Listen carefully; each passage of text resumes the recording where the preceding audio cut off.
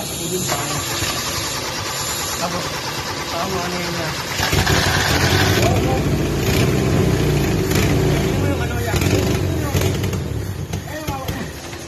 Ha?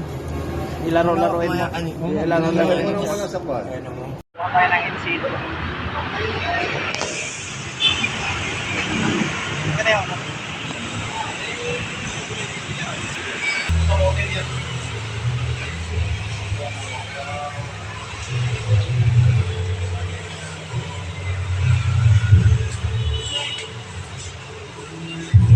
Masado ba? Okay. Hindi ka na makuha na nga kung hindi ka masado eh. Ayun, pinyatas yan. Hindi ba't ka ba kasi? Ba't ka na ba sa LC? Alam mo ko sir eh. Yes, okay.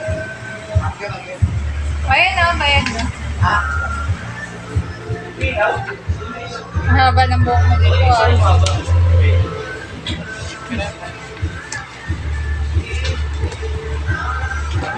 Ay, sa gitna sir. Pirma mo muna sir.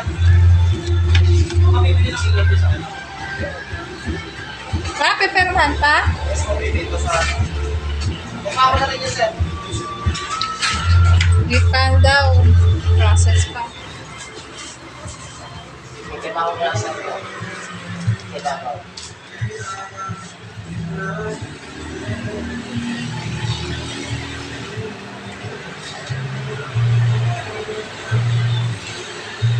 Makalagay yung pangalan sir.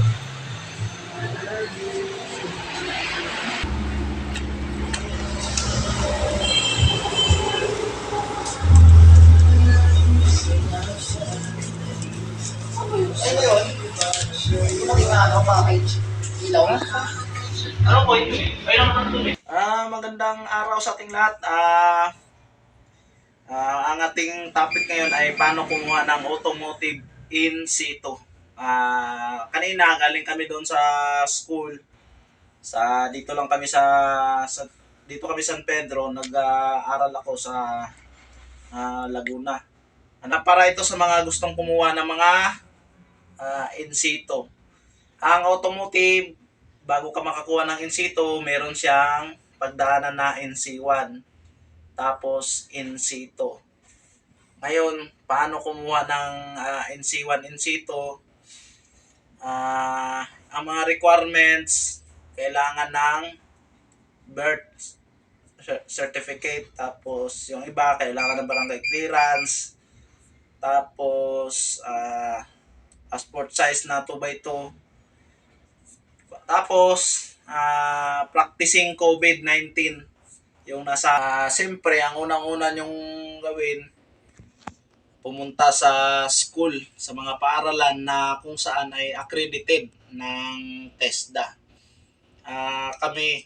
Dito kami sa San Pedro, Laguna. Ang malapit sa amin, yan, Laguna. Sa Xavier Binyan, Laguna. Ngayon sa naman, pwede rin sa Kubo. Ipa-flash ko na rin yung nila, page nila. Ang mga accredited ng TESDA. Kasi mayroong mga na hindi naman accredited. So di kayo makakuha ng NC2 or di kaya NC1. So sa iba kayo niyan. Sa ibang school kayo mag-exam ng mag-assessment. Ngayon, anong mga ginawa doon sa train? Yung kasi sir, pag walang nakita ng kwan, kahit meron sa checklist niya, kahit meron.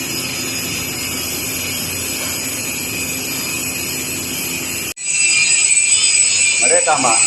Tama sir, higpitan lang baka hindi nahugot eh. Di, baklasin natin makina. Yan ang tama talaga. Ito mas maganda eh.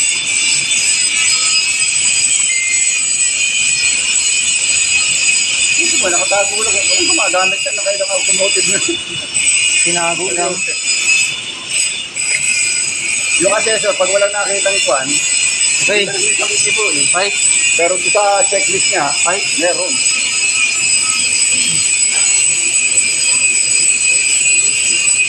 Yeah.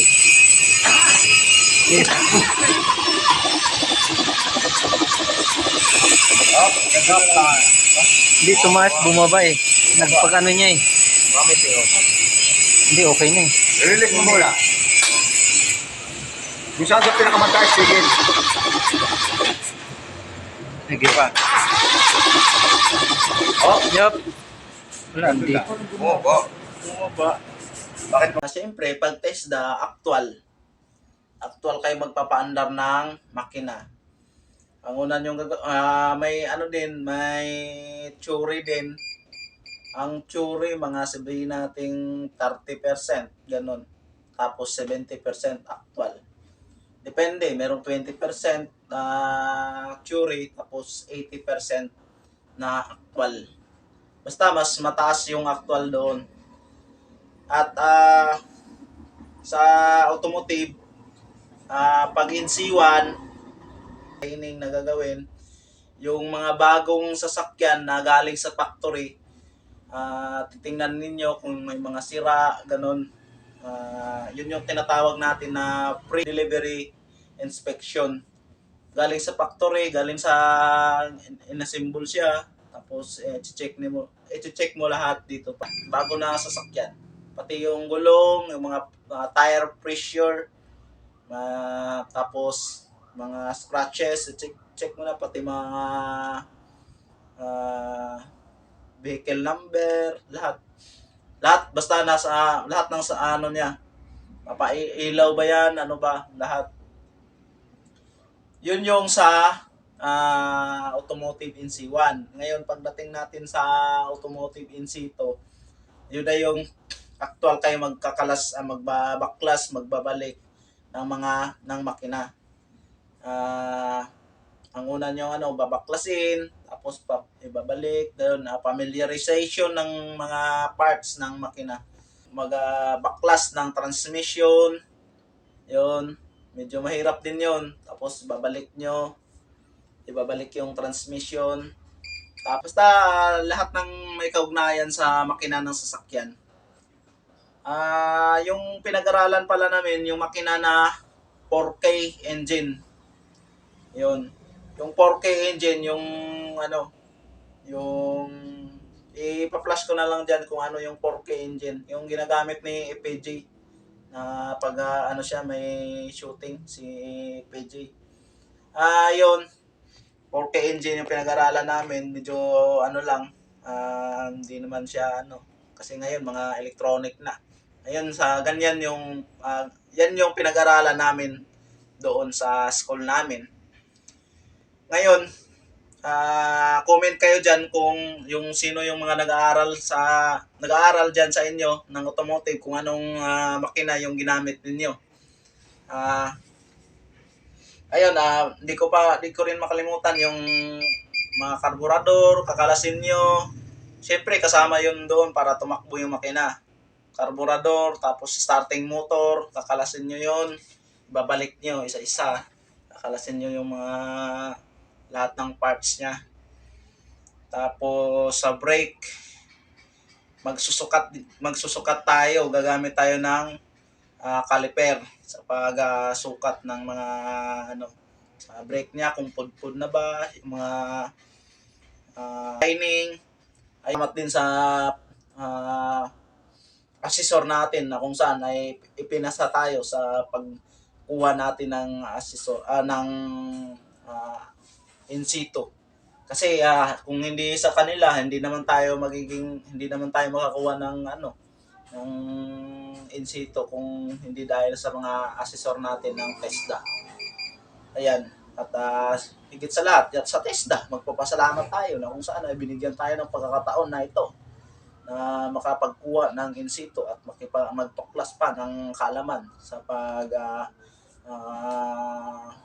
pag-aaral tungkol sa makina ng sasakyan o ano bang klaseng makina. Makina, yung carburetor, starter motor,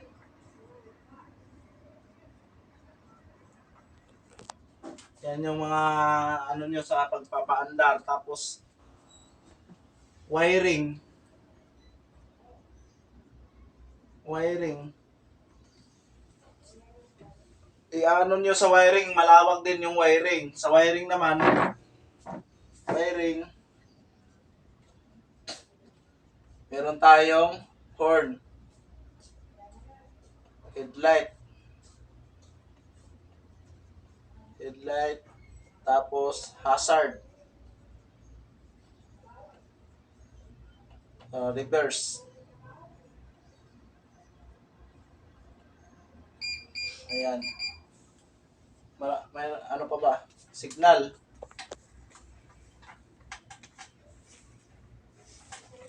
Ayan.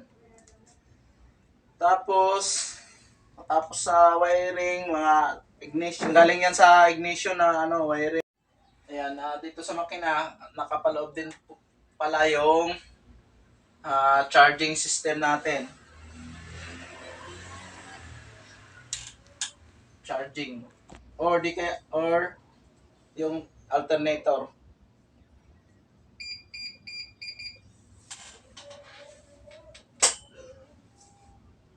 Charging alternator. Yan, isa rin yun sa kakalasin. Kakalasin nyo yan. I-check nyo kung buo pa, yung mga ganyan. Pakay ng sabon. Tapos basahan para hindi, kasi pagkatapos natin magbaklas doon, sobrang dumi nun. Magdala na rin ng isang damit. O magdala din ng huwag kayo magputi kasi madumi talaga. Ayan, yan yung mga pag-aralan. Tapos lubricating system pa. Habol natin, di ba, kumuha ng in situ. O paano natin maipasa? So, kailangan pag-aralan niyo yung mga kasama doon yung pour supporting system ng sasakyan. Yung lubricating, apat na cooling system. Para makuha yung in situ, kailangan kailangan mapagkumbaba tayo doon sa ating asesor kasi sila ang magpapapasa sa atin o kung papasa ba tayo o hindi. Huwag mag-quit. Marami sa amin automotive nasa kami nakaraan. Nasa 13 ata. Ay di natapos lang lahat. Ang nagpatuloy mga 6 lang. So kailangan magsakripisyo tayo para makakuha tayo ng in situ, makakuha tayo ng certificate. Kasi itong in situ natin, ino-honor din siya sa ibang bansa. Hindi lang dito sa atin sa Pilipinas. Kaya mahalaga na makapagkuha ng in situ, lalong-lalo na yung gusto mag-abroad sa ibang bansa. Malayo man ang school mo, malayo yung bahay nyo sa paaralan, sa TESDA, kailangan magsakripisyo kasi most of the time na mga kaklase ko, kasi nga nag-aral ako 2022. Yung NC1 nakuha ko 2022. Ayun Pakita mo ito. October 2022. Ayan. Ang in situ, kailan ko nakuha? Ngayon, bago lang. December 18. 2023. 2022. 2023. 2 taon. Kasi 2022. Oo nga, 2 taon. Kailangan talaga ang sakripisyo natin sa pagkuha ng in situ. Pinaghirapan natin 'yon. Kaya yung mga nagkuha ng in situ, nagiging professional na rin. Parang professional na rin. Kumbaga. Kasi nga nag-iingat sila sa kanilang career. Kumbaga, iniingatan nila. Hindi nila sinisiraan yung kumbaga, gusto nila na ang kanilang yung career nila ay magiging mapanatiling malinis na kung saan hindi mahaluan ng hindi mabuti. 'Di ba? Kasi takot sila. Kasi pinaghirapan nila ito eh. Pinaghirapan namin to eh. So hindi namin haluan ng hindi ba buti. Kumbaga, kung ano yung ikakabuti ng kapwa, yun ang gagawin namin. Tulad ngayon, andito na tayo sa larangan natin. Huwag nating kailangan mag-ingat din sa kasi hindi madali yung kahit na taga-ayos lang tayo ng sasakyan. Hindi madali kasi nangyari diyan, may nag-OJT pa lang sila. Nag-OJT pa lang sila noon sa sa USEP dati sa Davao pa. Nag-aaral ako ng Samson noon eh. Nag-OJT pa lang sila. Pero ang nangyari, nung pinataas nila yung sasakyan, kasi gumamit sila ng hydraulic lifter para umakyat yung sasakyan. Nung ginamit na nila, nahulog yung sasakyan. 'Di ba? Kumbaga, hindi rin madali magiging mekaniko. Minsan diyan, kailangan talaga ng dupling pag-iingat at saka kailangan ng ng common sense at initiative sa pagkuha na ito, pagpili ng larangan na ito. Ayan. Kung ano man yung nais ninyo o hangarin ninyo na gusto ba kayong mag-abroad or dito lang sa Pilipinas, kumuha ng experience at magtayo ng talyer, ganun, ay isang mabuting hangarin po yan at malaking tulong yan sa ekonomiya ng ating bansa. Kaya kami din naman po yan din ang aming hangarin, yung ikabubuti ng ating kapwa. Ayan, itong automotive, baga may konti na tayong kaalaman, ang i-enhance na lang din namin. Kumbaga, ipagpatuloy namin yung namin, pag-aaral ng automotive kasi nga hindi rin ako para sa akin hindi pa rin ako kontento sa ganitong in situ. Ngayong taon balak ko enroll din ng mechanical engineering. Kumbaga, step by step lang tayo. Kumbaga, kailangan talaga ng sakripisyo ang pagkuha ng kaalaman. Kaya sa Biblia yun. Pinaalala ko lang din po kasi nga napansin ko rin within 2022 hanggang 2023 nag-aaral ako sa Xavier. Marami ang nag-quit. Hindi sila tumatagal. Kumbaga, marunong lang sa start. Ayan, pagdating ng mga ilang session yan, wala na. Hindi na sumisipot. Kasi nga, meron ng mga hanap buhay. Okay lang naman yung naintindihan ko yung kaklase ko na nag-aral siya ng automotive, pero siyempre nasa barko siya. So pagkatapos na niya dito, tawag nito, pagbaba niya sa lupa dito sa atin, nag-aral siya.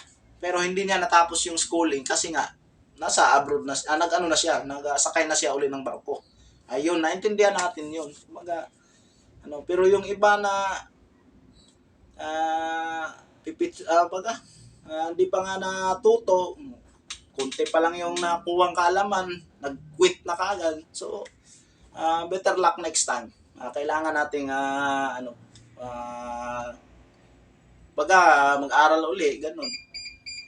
Basta wag lang mag-quit talaga. Yun ang Ayan, maraming salamat at dumating pa kayo sa oras na ito sa panonood ng ating YouTube channel. Ito pala ang D7R. Maraming salamat sa iyong panonood. Comment kayo sa mga gustong kumuha ng in situ ng automotive dito malapit sa NCR. Ibibigay ko ang address ng school na para makakuha tayo ng in situ at sa mga nag-aaral ng automotive, comment kayo kung anong makina ang ginamit ninyo sa pagkuha ng pag-aral sa paaralan niyo ng automotive. Maraming salamat.